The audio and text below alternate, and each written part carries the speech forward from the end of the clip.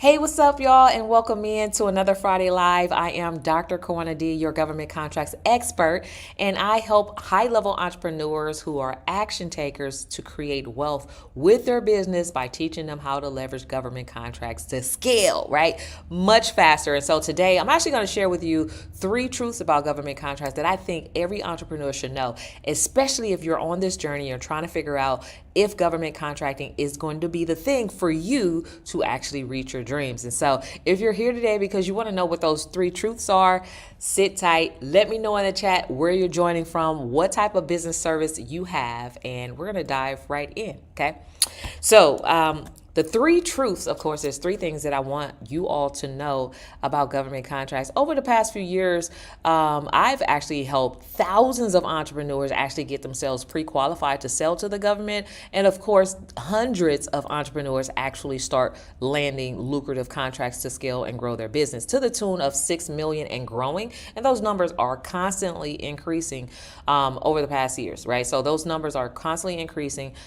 We've had small business entrepreneurs who are just like, you're brand new to this. Just imagine one of our clients, Josie, shout out to Josie, just landed her first 6-figure contract. It's $168,000. It's a 2-year contract providing mental health services and working less than what she does with her at her job, but making way more. So that's a great position to be in. And you can be in that position too if you understand what you're getting ready to get in. Now, the reason why I wanted to share with you all the 3 truths about government contracts is because I really want you to really take in and hone in on the fact that government contracting is the only business model that I've ever seen that allows an everyday average independent, maybe solopreneur or freelancer to jump in with a client that pays them hundreds of thousands and even millions of dollars over a short period of time.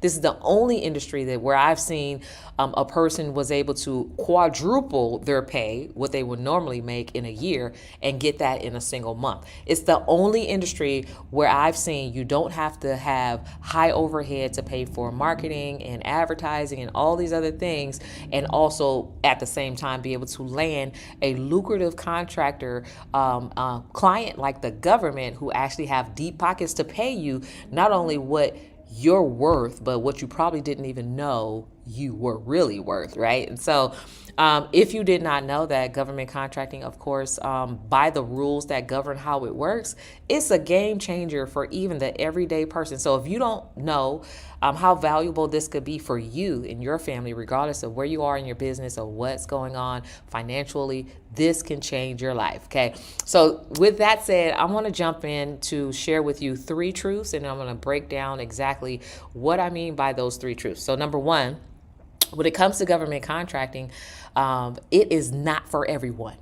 I do want to say that you have to be a high level thinker. You have to be an action taker. So it's not for everyone, right? There's only established businesses could really do this, and it's the only highly lucrative business method that I've seen that actually works in a short period of time. Okay, so let's dive into number one. It's not really for everyone, and I say that because even though anybody can do business with the government, it's really not for everyone. There are small business entrepreneurs who don't really understand their worth. They don't know that they're worth investing in themselves to educate themselves on how to actually do this successfully.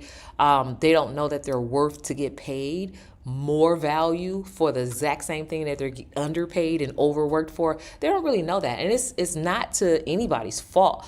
It's just that, of course, we've been programmed to believe and think a certain kind of way, and all of that programming plays a part into what we are actually 3D living, right? What we're living in real life, and the results that we actually attract in our business, in our relationships, and all those other important areas. So it's really not anyone's particular fault. It's just that government contracting is not for everybody. Some people are not ready.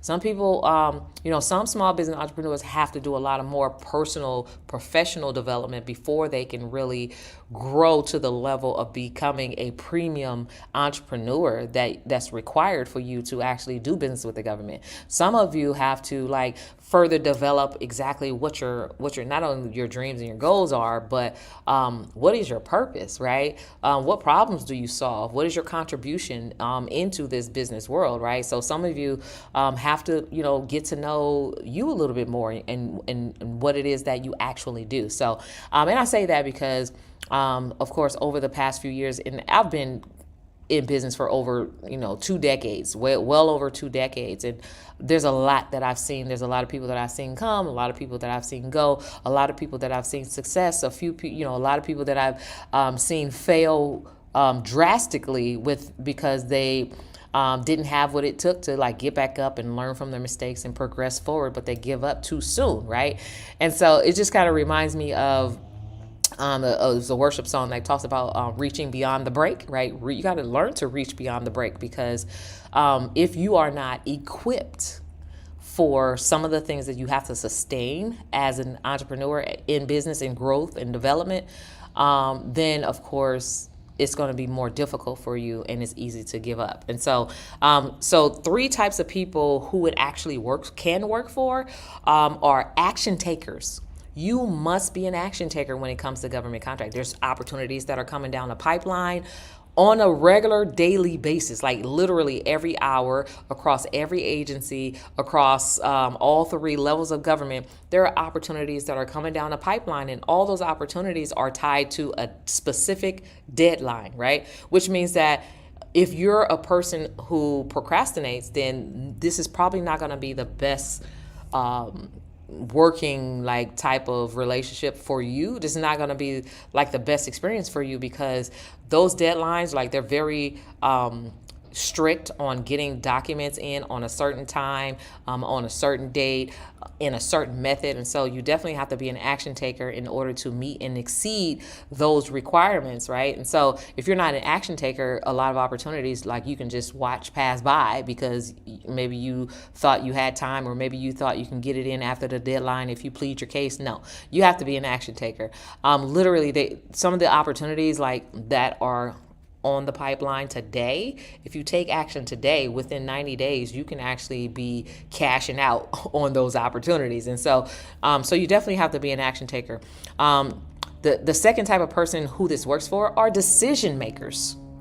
So you have to be decisive. You have to be willing to make a decisive decision of whether or not you're going to go after certain opportunities, whether or not you want to work with certain primes or certain subcontractors, or whether or not you want to be the prime yourself or the middleman. You have to be willing to make a decision whether or not you want to think outside the box and strategically come up with a way to get a piece of the pie. And so whether or not you have to decide whether or not you want to stick to your specific brand of apparel or a t-shirt or shoe or something like that, or if you want to be open-minded and actually be the solution that's already out there in the marketplace and provide the apparel that's non-branded, that maybe there's a $1 million contract out there for right now, or even if it's $250,000, or I wouldn't care if it was a $10,000 contract. If those opportunities are there and you're not unable to make those type of decisions, then this probably is not going to be the best venture for you. So you have to be decisive. A solution maker, okay? Are you a person who is looking into government contracts because it sounds good or because it's trendy? Or do you really care about the work that you're putting out in the marketplace? Do you really care about the service that you provide or the products that you provide, of how it actually impacts the environment, or how it actually impacts people in general or globally? What is your impact? And so you definitely want to position yourself. So what I find in my line of work as a government contractor and as an expert who also coaches and consult with other small businesses and teaching them how to do this, when you position your business as a business that solves the problems that the government is saying, here, we have problems. One of the problems could be we need more paper, right? You may actually run into an opportunity where you can source that paper and provide that paper in exchange for $300,000, right? But it only cost you like 40 or thousand or less, right? So now you're talking about increasing your profit margins and doing something very simple. So, but you have to solve that problem in order to get the contract. You got to be willing to solve the problem in order to get that contract. So, or maybe you love janitorial services, and that's what you do. You love to clean. Maybe your grandmother, maybe it reminds you of just how clean your home was, and it made you feel really good, and it reminds you of like relatives and growing up as a small child, smelling like the clean potpourri or whatever, right? So there's a lot of buildings that need to be cleaned. There's a lot of streets and parking lots that needs to be cleaned. Is that your contribution to the world? And if so, one of the problems that the government is saying, hey, we have problems with trees falling. Can you pick them up, right? We have problems with our buildings that need to be maintained and cleaned on a regular, weekly, or every other day basis. Can you solve that problem? And so you definitely want to position yourself as a person that solves problems, or a business that solves problems, because there's so many problems that could be solved. Even the most simplest thing, like our employees are hungry. Can you cater to us, right? As far as food, right? If you position and think of your service as a solution to the problem, there will always be opportunities for you to actually grow and scale your business by quantum leaps, like literally. We were not designed to make money by addition, by adding an additional customer or adding an additional, $5, $100, $10 or whatever. We were actually created to create businesses that are highly profitable by multiplication, trigonomics, demographics, right? So you can actually grow geographically, you can grow your business like nationally or even internationally, right sitting behind a desk when it comes to government contract. And you can do that not only geographically, but you can also do that mathematically as well, right? And so those are like some of the things that could happen when you're doing business with the right player. And the best player in this game is the government, because their pockets run deep, okay? And they definitely want to do business with you. So again, 3 types of people who this works for: action takers, decision makers, and solution makers, right? So you have to be able to be all of those things, okay? So number 2, only established businesses can do this. There are 3 types of established businesses that ideally do consider or do very well in government contracts, and those are businesses that have premium qualifications, which means that they're qualified. They have their business license. They have their articles of incorporation or organization. They have their bylaws in place. They have their whatever else, operations agreements, and they have their EIN. They have all of their business taxes done. Their personal taxes have been done. They've dotted all the I's and crossed all the T's. Are you a premium entrepreneur? And if so, this could potentially be something that can literally transform and change your life forever. And so this one good customer could land you worth one good contract could really be worth 10 years worth of income when you're positioning yourself to do business the right way. But of course, it comes down to, are you qualified to do business with the government? And if so, what do you need to do to get yourself qualified, right? And so we actually have a 5-day challenge. It's a little caveat. It's called GovCon Challenge. If you go to govconchallenge.com, we actually help you get yourself pre-qualified to do business with the government. So if all of those things that I mentioned before sounds like an overwhelm or a whole checklist of just things that you don't really understand,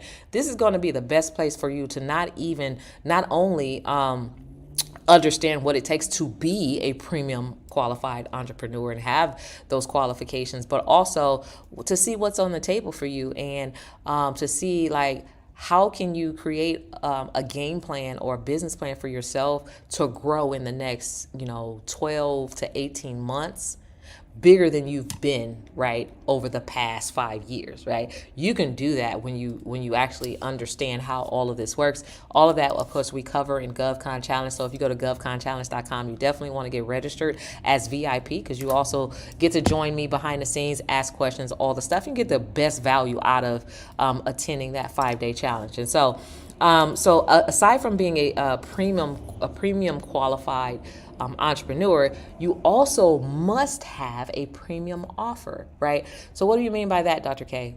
Good question. I'm glad you asked. And I see the chat blowing up. I see all those premium entrepreneurs that are in the chat. So you must have a premium offer, which means that when doing business with the number one biggest purchaser, they are the biggest top paying client as well, which means that you wouldn't, of course, necessarily price your services or your products the same way with a government agency that you will price it with an individual independent person, right?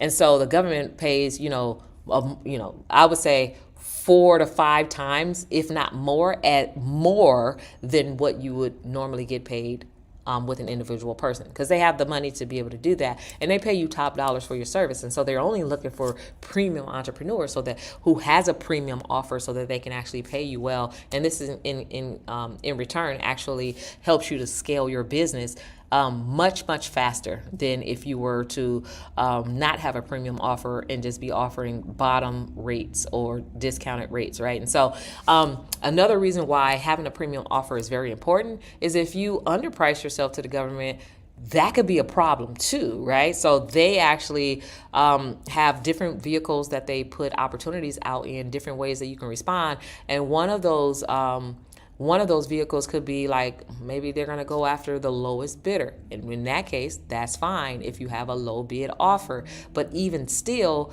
if it's too low,